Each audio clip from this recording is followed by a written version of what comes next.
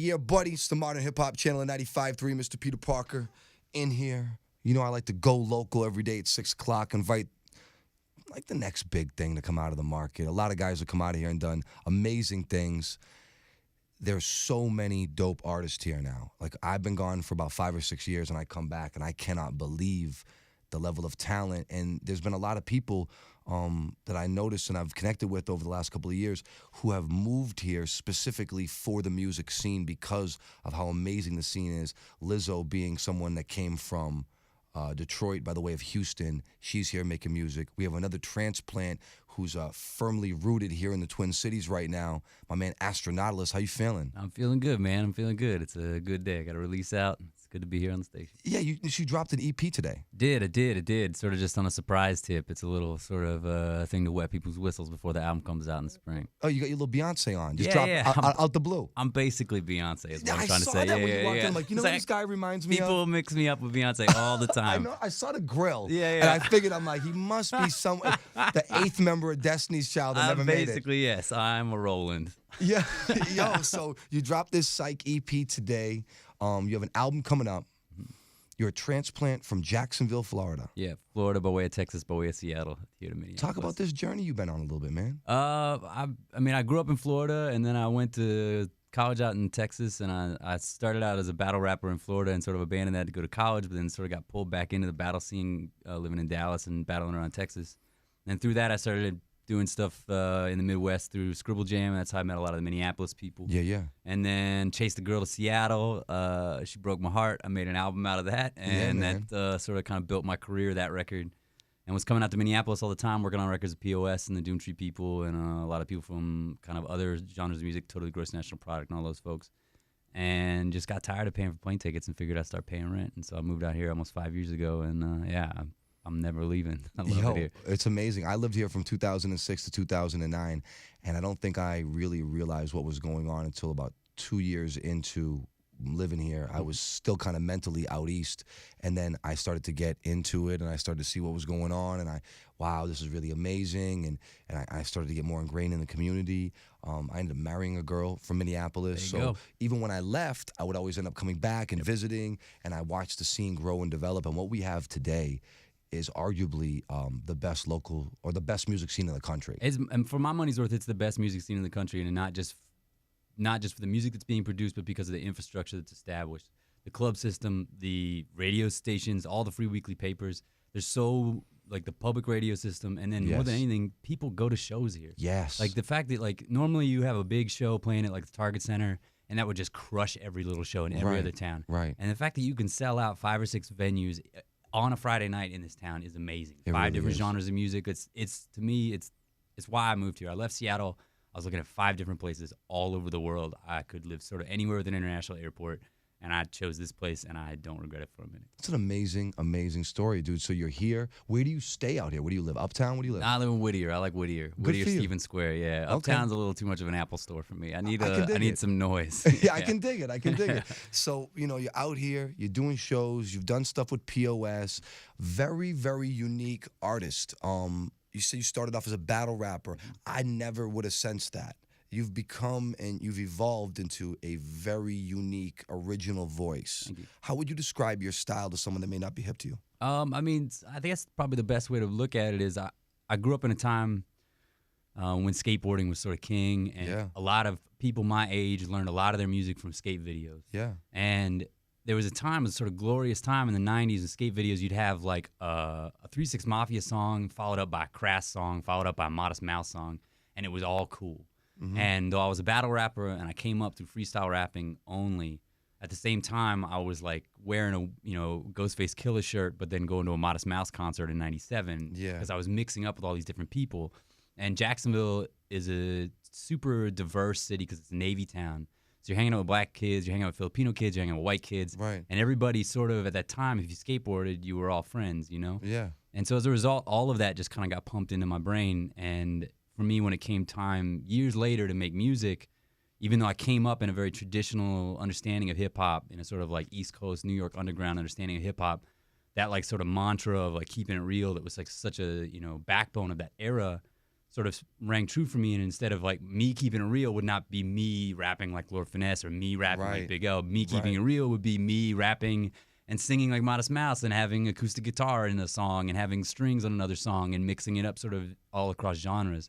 And so my 5th album is coming out this spring, and it's sort of each one is a complete kind of different take on a genre, where rap is essentially the backbone, but then there's a lot of other stuff sort of thrown That's in there. really cool that you took that from the New York underground keep it real mentality, because a lot of times it would say, oh, we're keeping it real, but trying to mimic that. Yeah. And I'm a middle class suburban white kid. Like as much as I admire all that stuff, as much as I grew up on all that stuff, I knew right away that this is not me. Like I'm an outsider looking in on this. Right. And doesn't matter how good I can battle, I'm never gonna be Lord Finesse.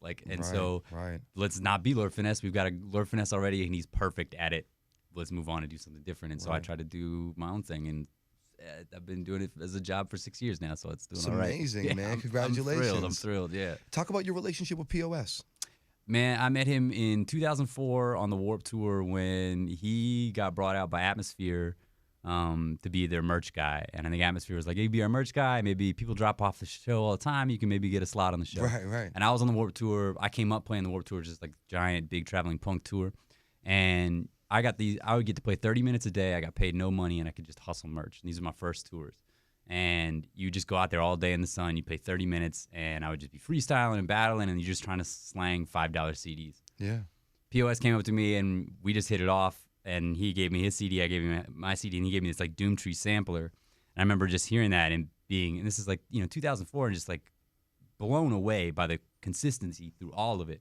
And then he played a show, and it was awesome. And he was such a weird, punk dude with dreadlocks and lip piercings, and we just instantly fast friends after that. Yeah. And it's been that way ever since. Yeah, you guys have a really cool project together. Multiple joints. I've seen like the amazing videos. Great dynamic. You guys, it's like the odd couple, and it works so well. Thanks, you guys are both so unique, and usually like guys like that don't get along. And the way that you guys kind of crafted that project and the stuff that I saw on YouTube, I was really impressed. You definitely are a unique individual, original voice, original style. I've never seen anything like what you did before, so it doesn't surprise me that you're making a living off of this. I always believe that original voice is like the premier thing that takes an artist from being just a guy making songs to a star. Being an original separates you from the pack, Thank you, man. Talk about this Psych EP. You dropped something today. What's the flavor on this? What's the vibe? Well, it's sort of, it's been 5 years since I've had an album out. I've been touring my brains out for almost 5 years, and I got an album coming out in the spring. I can't tell you exactly when, but I got an album coming out in the spring. When you make an album, you always inevitably have a couple of songs that you really are proud of, you really love the way they turned out, but they just don't fit on the record somewhere. And I hate letting those sort of just collect dust on a hard drive, and so we collected some of the songs that didn't make the record, along with one of the songs from the record called Psych, and then we had 3 different dudes doing remixes of Psych for it. Really amazing beat maker out of the Netherlands called Sub Yao, an incredible dude from Portland, Maine called Goddamn Chan, and then this dude, Bird Peterson from Austin, Texas, who's a dude made a bunch of mixes for Mad Decent and stuff. Amazing producer. Dope. And so we put it out digital and on a real limited edition cassette, because that's the kind of person that I am. And I'm super excited for it. It's just kind of an idea to give people a sort of direction on what the record's going. It's a really different sound. This record is really stripped down. It's mostly like marching band drums and big like brass band like horns. Like super Trick Daddy influence. It's like amazing. Get my Florida on for real. That's that Florida, the Florida roots. All day, man, all day. Isn't it cool that at this stage of the game you could bring that back into play? Absolutely, and it needs to be brought back because people don't understand. Like, you could put Trick Daddy's "Shut Up" on in the club right now, and people wouldn't even know what it was, but you will lose your mind to it because it is still so live. And there was so much cool stuff coming out of Florida and New Orleans and Atlanta and the era that I grew up in, and so it's sort of like an homage to that, but then also taking a lot of contemporary cues with drum sounds and stuff that's going on right now. I think we had a similar experience. I grew up in the Boston area, so I was really heavily influenced by Gangstar and Wu-Tang, Nas, Biggie, Mobb Deep, and so we were really hell-bent as that was the premier sound. Absolutely. So when Trick Daddy was coming out, I was kind of rejecting those sounds because it went against what I was into. But as I got older and a little bit more wiser and my ear developed, a guy like E40, who because he pronounced his R's, I thought was corny when I was a kid. For sure. Now he's like Earl. I apologize. Uncle Earl, man. Uncle Earl. Yo, he is a legend. He's a legend, He's man. amazing. His cadences are amazing. But because of my East Coast bias, I was unable to digest it. No Limit, Cash Money, Trick Daddy, all this stuff early on. I think the only stuff I was listening to out of the South was Outkast and Goody Mob. Yep. That was the story for most people, and I was so salty, and it was such a the divide, the sort of cultural divide in rap music was such a political thing at the time, the sort of like underground versus mainstream. And everyone sort of saw that like sort of, ultra like capitalist, like, idea of rap music that was coming out of the South as this like sort of corny mainstream thing if you were from the East Coast. And I remember I didn't miss an episode of Rap City for like years. Yeah. And I saw every one of those videos premiere, and I remember like I was so salty about so much of that stuff that was going on. And then when I saw the video for Ha by Juvenile, it changed the way I thought about it, because it's the rawest video. It's still the coolest video. If you want to see where Beyonce ripped everything off for Formation, go watch the Juvenile Ha video. It's completely like it's that image, that set of images totally taken that way. I see that though. I was watching ASAP Ferg open up for G-Eazy, and he has a lot of that Cash Money early Ferg's aesthetic. awesome, man. And they found ways to take some of the big timer stuff and they've kind of repurposed it. And it's because they're so cool and their image is so modern. They take this sound that a lot of people consider like, I mean, this is not the consensus, but to an East Coast bias, that's some of the wackest stuff ever. And they've taken it and flipped it and repurposed it and made it so cool and so modern. You can see the way the trends are coming back around.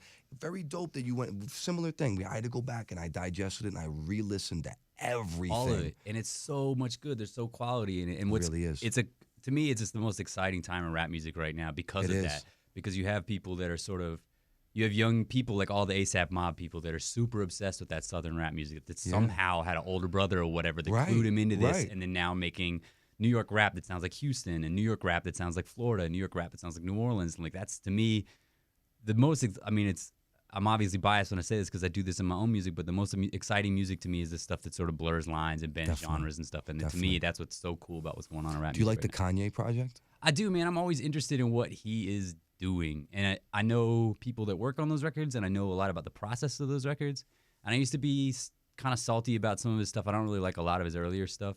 But the more that I learned about his process and this like where he essentially takes 10 or 12 people that he just admires and puts them all in a room together or 3 rooms together, and it's people that are like dance musicians and rappers, and everybody's working on it together. And that's very much like my process when I make my records too. If I had unlimited money, I would totally rent a mansion in Hawaii and invite the 15 best musicians that I know right now to my house and work on music together. Right. And to me, like, you can be salty about like a lot of things, and I think rappers especially can be salty about parts of the Kanye record from like a technical rap standpoint. Right.